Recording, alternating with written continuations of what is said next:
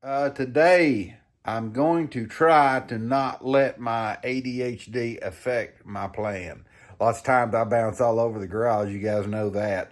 We're going to try to get on this fender and get it finished out. So hang tight. Here we go. Okay, guys, here's our fender. It looks like somebody at some point had an idea in mind for this. You can see they were marking out some things, so on and so forth. My intention is to do just a base, just sculpt it like this one. Just round it off, not with anything fancy on it. There's a lot on this fender I don't need because we're going to chop it down. The front, probably we're looking at something coming around this way. And the back, we're going to go just low enough to keep the water off, you know. I'm going to chop, get rid of this, get rid of this. I believe I don't need either one of these holes. But we'll drill new ones and cut away anything that we're not using. We may have to cut it around like this. I don't know. But what I need to do now is get this tire wiped down. And we're going to tape a piece of fuel line on top of this. Keep our gap right. I want a consistent gap going all the way over the tire. Let's do that. Let's get her taped down and start looking the fender over. Alrighty. Get the dust off here and give our tape the best chance of sticking. Not clean, but it may provide enough. It may provide enough. All right.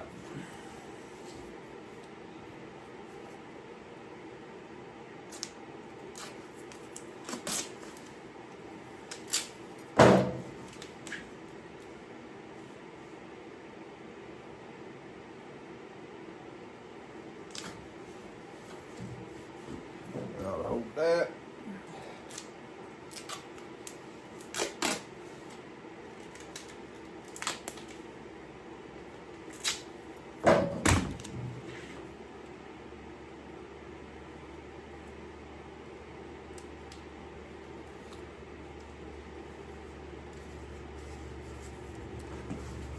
Okay, let's set our fender up there. See exactly what we're looking at. I don't know what this fender's off of. That buddy of mine, he gives me, it's not exactly the same shape as the wheel. I don't know if we can change that any at all with our, after we cut these off, but it's probably not gonna give us exactly what we want. But it'd probably look all right. This is just more of that old school stuff where you have stuff around and you make it work. I kind of like that. This is going to give me an idea exactly where to start drilling my holes at.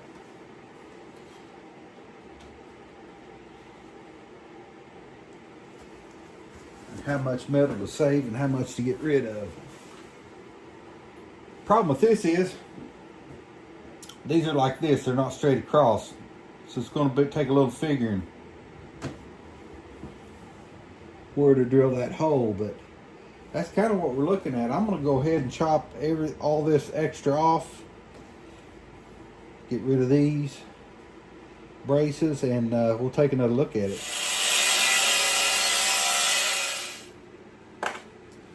Alright guys, I changed my mind as I was doing this. What I'm going to try to do, I ground off the heads of these rivets in here.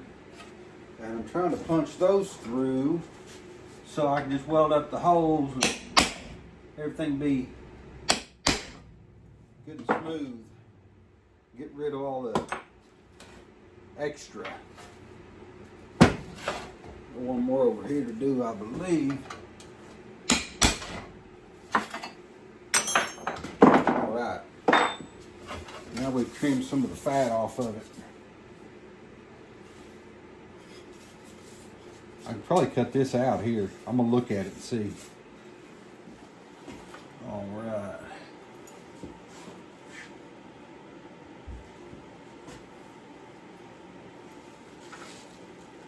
I believe the best way for me to do this,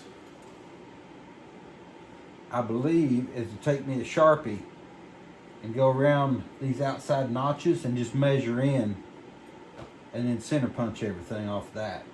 I think that'll do just fine.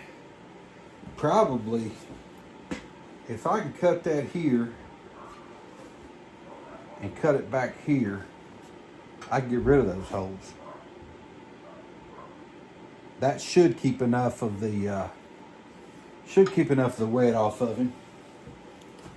Yeah, I'm gonna see about getting all that marked out and see what we come up with, but I'm liking it so far. It's just a process.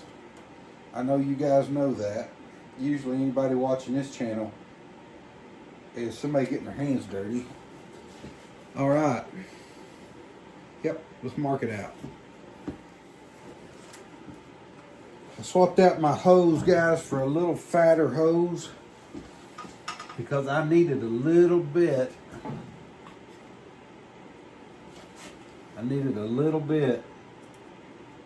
Of help with this. It was going to make my bolt land right in the crack, and I could see that was going to be a bit of a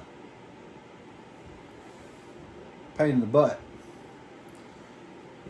So I decided to go this route. Guess you can see how different those holes are.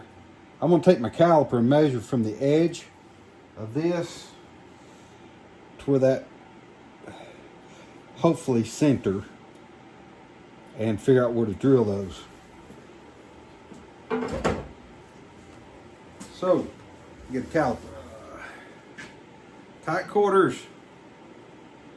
Tight quarters. Okay, maybe we can do it right like this here. Come off that edge. Kind of hard to see with the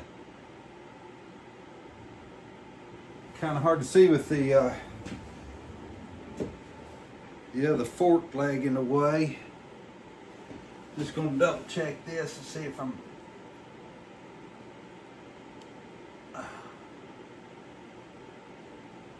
tighten it up just a wee bit.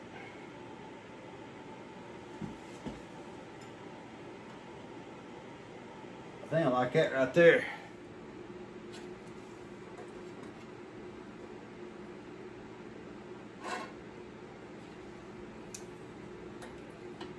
Again, we're going to find the center line of this fender. We're going to eyeball it anyway.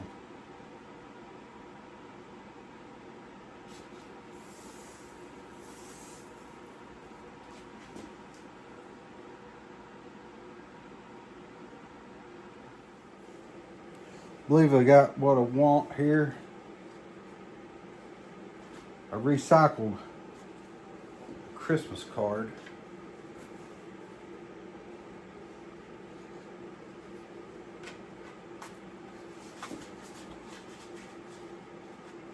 Recycled a Christmas card. Let's see. Get that set back where I want it. Right there.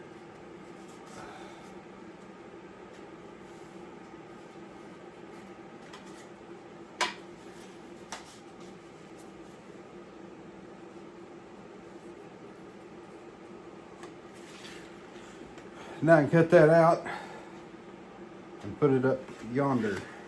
One thing I do want to do real quick, I could probably do it with my eyeballs, but I don't trust my eyeballs. I'm going to get that center line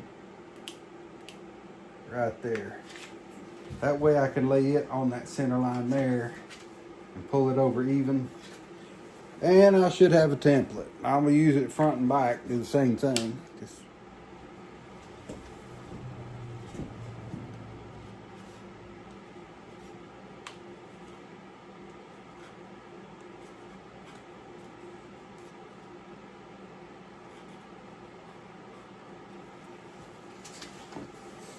yeah, I like it. I'm just going to do it one more time here. That way I won't cut too deep when I make all those little bitty cuts.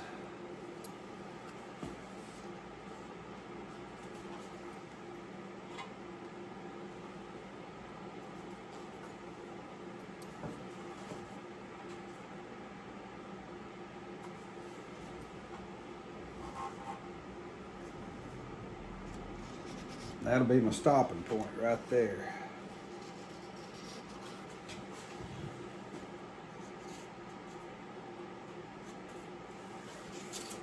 Okay.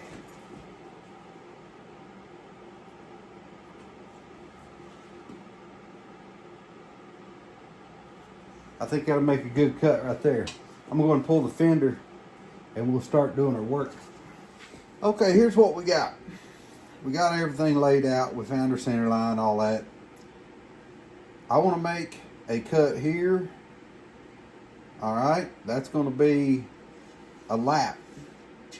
And I'm going to take my grinder and come up this way to where I can bend those under and not have a sharp edge there on that fender. I got both front and back laid out, so I'm going to get my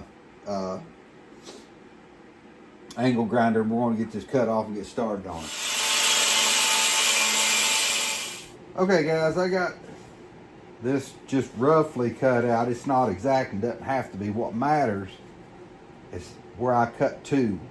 I want to cut to that line.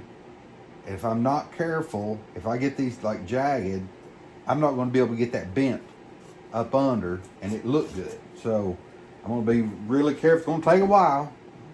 Always does. But cut small slits in that.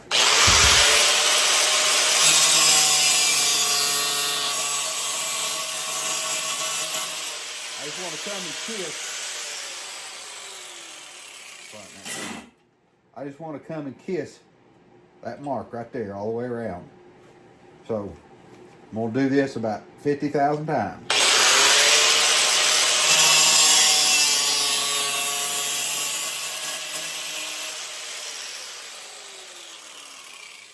Now just for demonstration purposes, I'm going to get a pair of pliers and show you what I'm doing here. Hopefully I've got the right width cut. Yeah, it's going to be perfect for a pair of pliers.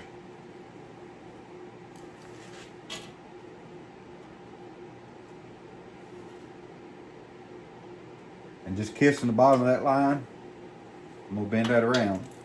After I got all this done, we can take a little body hammer, whatever type of hammer you want to use, and we'll get those laying flat against the back. So anyway, it's going to be a boring process. I'm going to keep at this, and we'll pick the camera back up when it's a little more entertaining.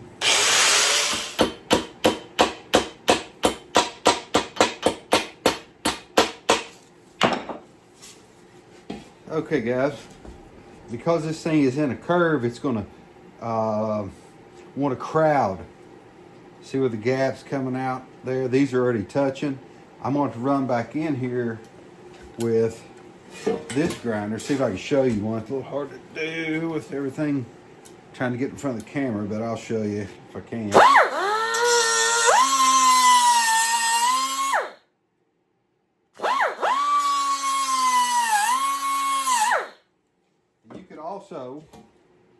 You could also cut V's in this, you know, like a V shape in here and in here. That way, when it goes around this curve, it's not crowding itself or whatever. This is my way of doing it. Do whatever way you want to do it. But being on a curve, it definitely presents challenges, and you tackle those the way you want to tackle them. And I'll tackle them the way I want to tackle them.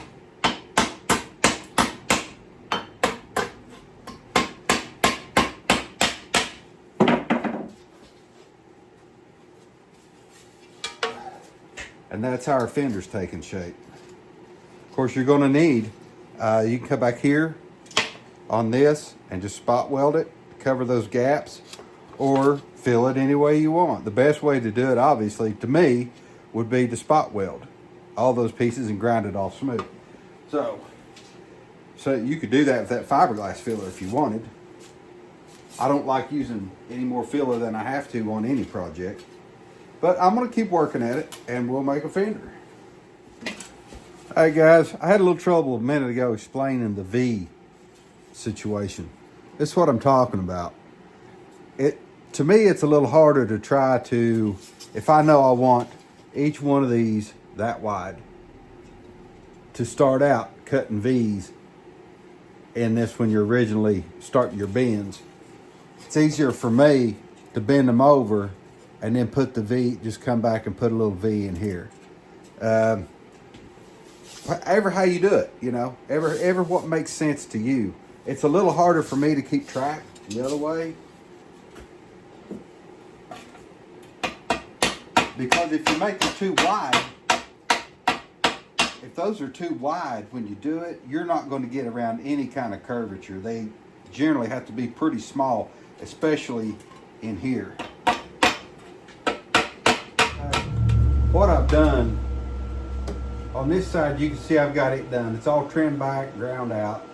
I've still got to go around it with a file, dress all that edge, make it look rounded over. Right now it's kind of square where it's been ground on. But the process, I came back and ground the extra flap off, just kept what I needed.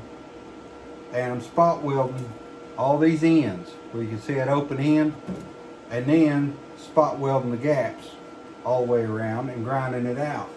Working pretty well for me. Hope it does for you if you decide to attempt anything like this. Just old school motorcycle building.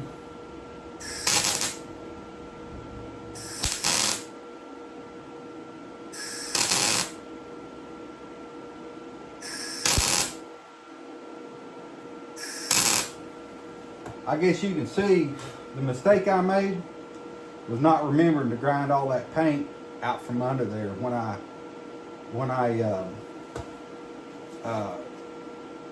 bent those flaps. I should have ground that paint out from under there. I'm huffing a lot of paint and it's crappy for welding too, so just maybe save you some trouble, not make the same mistake that I made.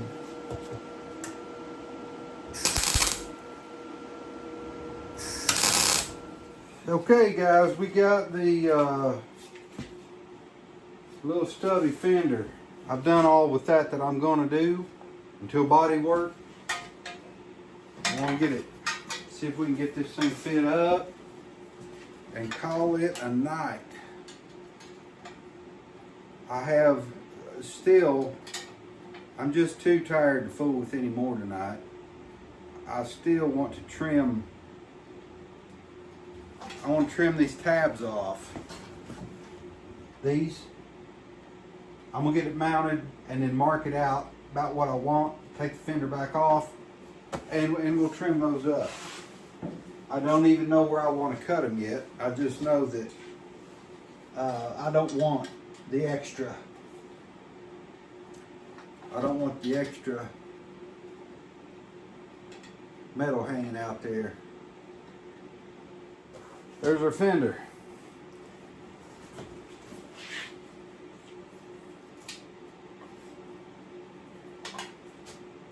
Okay, yeah, I think that's good, guys. I'm gonna wrap it up right here. He's gonna have some water kick up this way if he's ever in water, but that should keep it off of him. So, yeah, little stubby fender. We got it done, and we'll move on to some other things tomorrow.